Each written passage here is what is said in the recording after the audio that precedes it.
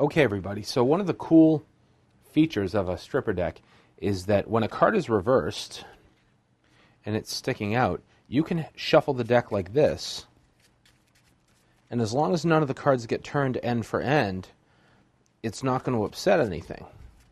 So you could even have somebody else shuffle the cards like this, and the card is just going to stay oriented the way it is, and you'll always be able to find it. So the way you could add this to a trick is if you had a card taken out, you could have it placed back in the deck, and you could give it a shuffle like this. And I could shuffle this forever and ever like this, and it's never going to upset that card, as long as none of the other cards get turned end for end. If that happens, you're going to have a little bit of a problem.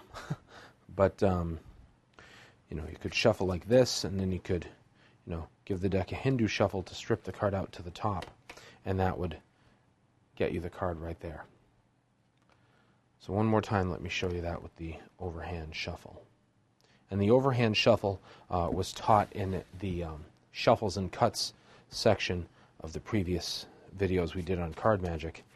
But, I can shuffle this all day long. It's never going to upset the fact that there's a reversed card right there in the deck. So that's using the overhand shuffle with a stripper deck.